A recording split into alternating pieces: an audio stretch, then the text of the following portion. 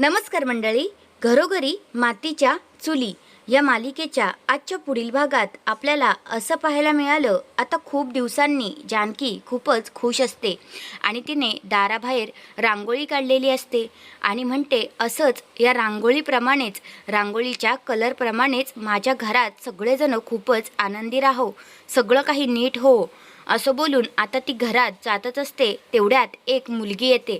त्या मुलीचं तोंड तर दाखवलं नाही, पण ती मुलगी थेट आता रांगोळीवर जाऊन उभी राहते.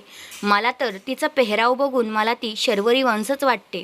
नंतर मग आता जी जानकी आहे ती म्हणते, अहो काय करताय तुम्ही, रांगोळीवर उभे आहात.